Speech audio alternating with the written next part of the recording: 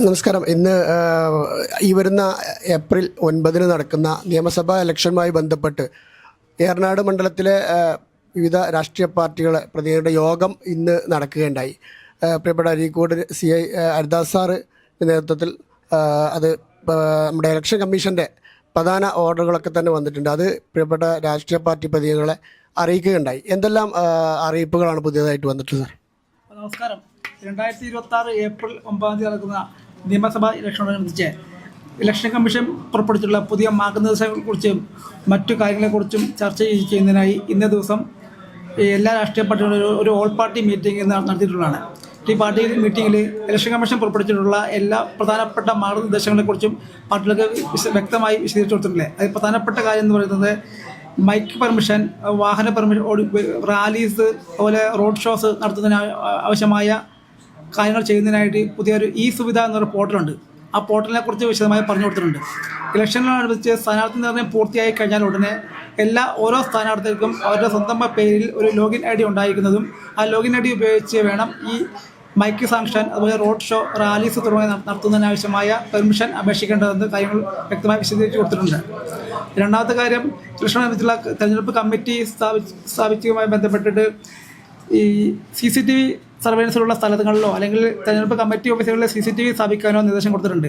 കൂടാതെ ഈ road show അതുപോലുള്ള റാലീസ് നടത്തുമ്പോൾ റോഡിൻ്റെ ഒരു ഭാഗം മാത്രം ഉപയോഗിച്ചുകൊണ്ട് മറ്റ് വാഹനങ്ങൾക്കും മറ്റ് യാത്രക്കാർക്കും ബുദ്ധിമുട്ട് ഉണ്ടാകാത്ത രീതിയിൽ, റോഡ് ബ്ലോക്ക് ഉണ്ടാകാത്ത രീതിയിൽ ഒരു ഭാഗം മാത്രം ഉപയോഗിച്ചുകൊണ്ട് റോഡ് ഷോ അല്ലെങ്കിൽ റാലീസ് നടത്തുന്നതിനും നിർദ്ദേശം നൽകിയിട്ടുണ്ട്.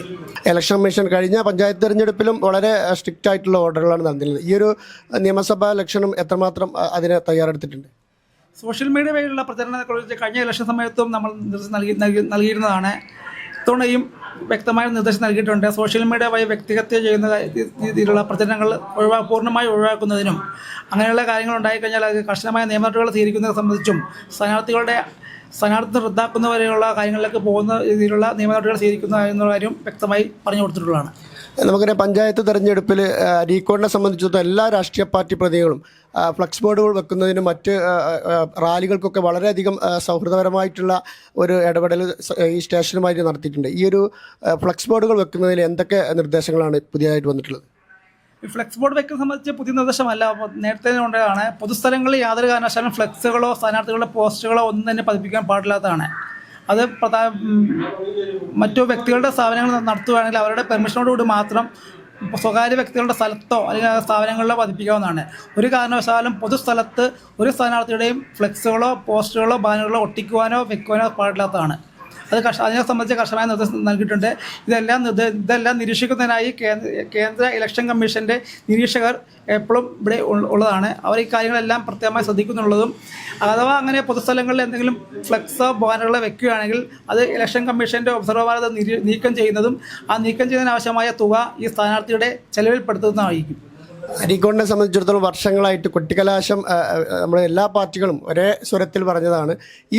ഈ വർഷവും അതേപോലെ തന്നെയാണോ മുന്നോട്ട് പോകുന്നത്? ഇന്ന് നമ്മൾ നടത്തിയ മീറ്റിങ്ങിൽ തീരുമാനിച്ച കാര്യം, ഈ അരീക്കോട് പോലീസ് സ്റ്റേഷൻ പരിധിയിൽ എങ്ങും തന്നെ കൊട്ടിക്കലാശം വേണ്ട എന്നാണ് തീരുമാനിച്ചിരിക്കുന്നത്. കഴിഞ്ഞ ഇലക്ഷൻ സമയത്ത് നമ്മൾ അങ്ങനെ തീരുമാനിച്ചിരുന്നു. എന്നിരുന്നാലും ചില സ്ഥലങ്ങളിൽ ചെറിയ ചെറിയ കൊട്ടിക്കലാശം പോലുള്ള പരിപാടി ഉണ്ടായിരുന്നു. എന്നാലും അതിൽ മറ്റ് യാത്രക്കാർക്കോ മറ്റു ബുദ്ധിമുട്ടില്ലാത്ത രീതിയിൽ പോയിരുന്നു. അപ്പോൾ ഇത്തവണ നടത്തിയ മീറ്റിങ്ങിലും ഈ ഏപ്രിൽ 7 കൊട്ടിക്കലാശം നടക്കുന്നു. അപ്പോൾ അത് അരീക്കോട് പോലീസ് സ്റ്റേഷൻ പരിധിയിൽ എങ്ങും തന്നെ നടത്തണ്ട എന്നാണ് തീരുമാനിച്ചിരിക്കുന്നത്.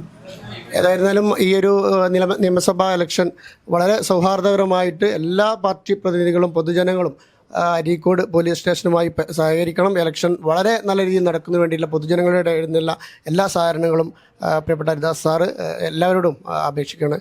ഈ ന്യൂസ് 10 അരീക്കോട്.